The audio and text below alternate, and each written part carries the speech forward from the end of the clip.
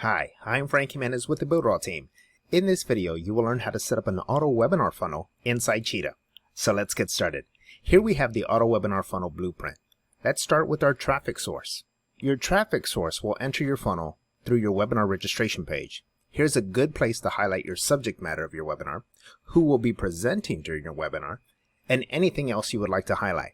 Now your client will then register by entering their information into the registration page, at which time they will be redirected to the webinar confirmation page.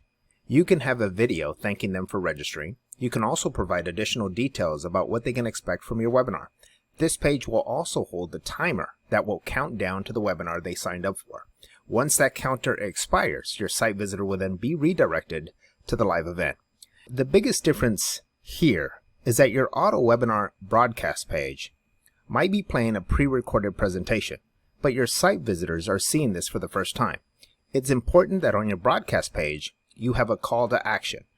Once your webinar concludes, you can send them a replay page link offering them the same call to actions.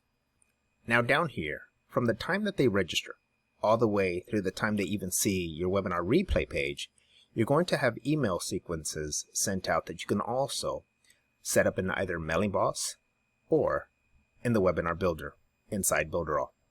Now let's go take a look at these pages. Here we are in my AutoWebinar funnel website, and these are the pages that make up my AutoWebinar. So here I have my home page, which is my sign up page or my registration page. Here I have my webinar confirmation page, and then I've got my broadcast or webinar live page followed by my webinar replay page. So let's go inside the registration page. Now first I want to just show you that this registration page here is pretty much a template, and so are my webinar confirmation page, my replay page, and any other pages. So you can simply get this template by going to Add, selecting Panels, and then let's just scroll down to W, where everything related to webinar is right here. So if you click on, for example, webinar registration, you're going to see a template very similar to the one I have here, and all you have to do is go through and make the adjustments to your liking. Now there are a couple things to consider when hosting your webinar. Who's going to host it, right? What platform will you be hosting it on? It's rather easy to go into the Webinar Builder and go in and set this all up, and it will all sync together and work perfectly. Now here, for example, I've done that. I've gone into the actual app on your Builderall dashboard, and I've configured everything related to my webinar. What's super cool about upcoming webinars is that you can also set the replay timer so that it replays at certain intervals, which is great for an AutoWebinar. So here, if I right-click on this registration area, you're going to see that the registration area has been created with a simple iframe embedded code. So if I go over to the right here, here's my general settings.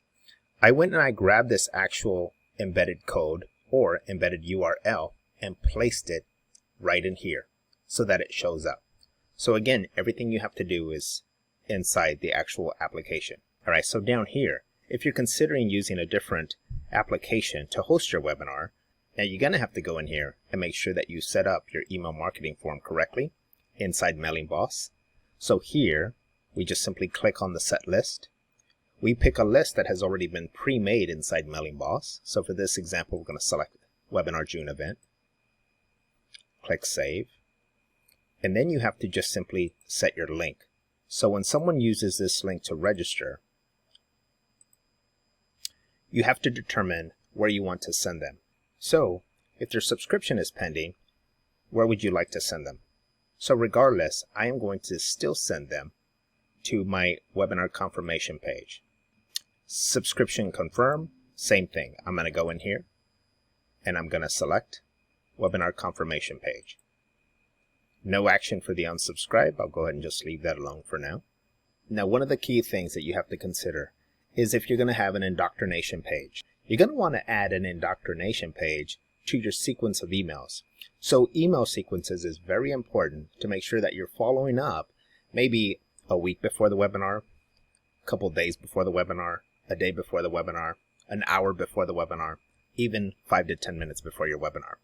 And then finally, a follow-up page, right? So after the webinar, you're going to want to send them the replay link. So those are some of the things that you have to consider when setting up or attaching your mailing boss to your actual registration form, as well as going through the process and setting up your webinar.